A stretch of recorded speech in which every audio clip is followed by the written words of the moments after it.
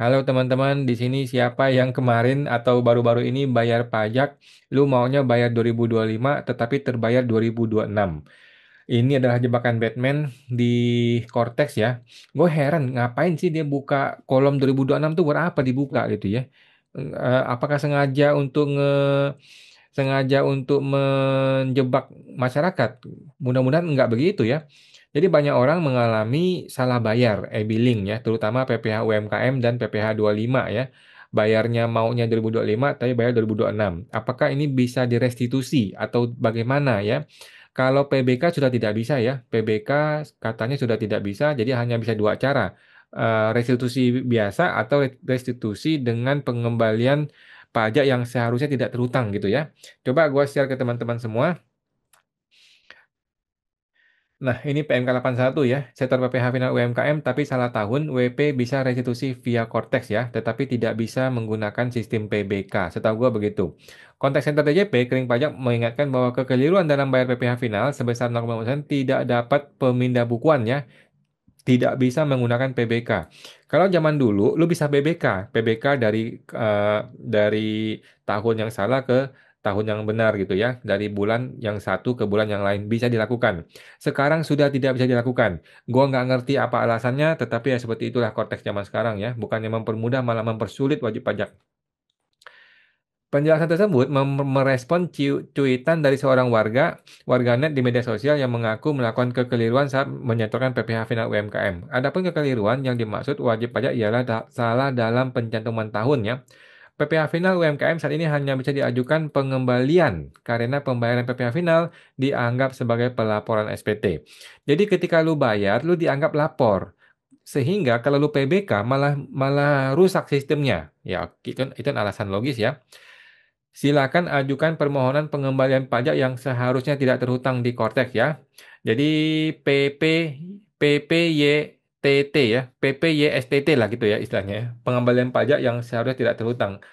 Alias kata lainnya adalah restitusi, tetapi dibuat kata-kata yang lebih panjang, lebih susah dimahami, lebih sulit ya supaya lu lebih repot ya wajib pajak di luar sana ya. Di pasal 109 ayat 3 huruf E PMK satu ya, pemindahan bukuan atas jumlah pembayaran yang lebih besar daripada pajak yang terhutang tidak dapat dilakukan dalam hal pembayaran pajak sebagai satu kesatuan dengan pengisian SPT. Perlu diketahui, pemindahan bukuan adalah suatu proses pemindahan bukuan penerimaan pajak untuk dibukukan pada penerimaan pajak yang sesuai. Pemindah bukuan berdasarkan permohonan WP dapat diajukan kepada Dirjen Pajak atas empat hal ya. Pertama, penggunaan deposit pajak ya. Kedua, pembayaran PPh atas penghasilan dari pengalihan hak atas tanah bangunan ya, pembayaran PPh-TB yang belum dilakukan penelitian untuk penerbitan surat keterangan penelitian formal bla bla bla bla bla. Ketiga, penyetoran di muka bea materai ya yang belum digunakan untuk menambah saldo deposit pada mesin tataan. Apa ini ya? Semakin rumit dan semakin repot ini dunia pajak ini teman-teman ya. Gua aja nggak paham. Apalagi Anda teman-teman ya. Coba deh lu paham nggak guys? Keempat, jumlah pembayaran yang lebih besar daripada pajak yang terhutang.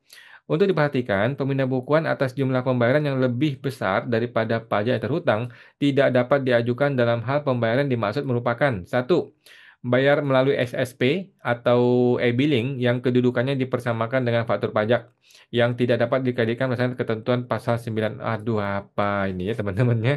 Pembayaran atas penyetoran bea materai atau pembayaran untuk penyetoran bea materai dalam rangka pendistribusian materai elektronik kepada badan usaha ya belah. Gua aja nggak ngerti teman-teman ya.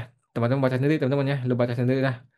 Pembayaran pajak yang kode billingnya diterbitkan oleh sistem billing selain yang diadministrasikan oleh DJP. Contohnya apa? Mungkin bayar ATM kali ya. Pembayaran pajak yang dianggap sebagai penyampaian SPT massa. Nah ini dia. Nah SPT PPh final UMKM 0,5% dan PPh 25 itu masuk kategori ini teman-teman ya. Sehingga tidak bisa di PBK. Pembayaran pajak sebagai satu kesatuan dengan penyampaian SPT atau pembayaran pajak yang sudah diperhitungkan dengan pajak terutang dalam surat tagihan pajak bla bla bla. Teman-teman baca sendiri teman-teman ya. Nah, seperti itulah. Jadi intinya adalah kalau gue kasih saran teman-teman udah nggak usah PBK, nggak usah restitusi, nggak usah juga minta pengembalian. Yang mesti lo lakukan adalah bayar lagi untuk 2025. Oke, untuk yang sudah terlanjur di 2026, nanti aja, nanti tahun depan lu pakai itu duit gitu loh. Tahun depan 2026 lu pakai duit itu. Pakai untuk pembayaran di tahun pajak tersebut ya, di bulan tersebut tahun depan. Nah, pertanyaannya kan tahun depan belum tentu omset gua sama seperti bulan ini. Ya nanti aja dipikirin teman-teman ya, nggak usah dipikirin sekarang. Nanti aja ketika lu tiba di bulan tersebut, lu tinggal hitung-hitung. Kalau kurang ya tinggal ditambahin. Kalau lebih ya udahlah hangusin aja lah gitu ya teman-teman ya. Untuk yang 2025 yang kan belum terbayar nih, lu bayar ulang, bayar lagi gitu teman-teman ya PP 25 dan PPh final UMKM 0,5%. Menurut gua seperti itu. Karena kalau mengajukan restitusi ada potensi diperiksa. Walaupun DJP bilang nggak akan diperiksa, itu iya sih. Tapi kalau diperiksa, cilaka guys ya. Kalau sampai diperiksa, cilaka ya. Jadi gue termasuk orang yang males melakukan restitusi karena eh, cari gara-gara, gitu ya. Tetapi bisa dipakai kok untuk tahun depan untuk kelebihan atau kesalahan bayar tersebut. Oke, teman-teman, itu aja. Sampai jumpa. Semoga terbantu.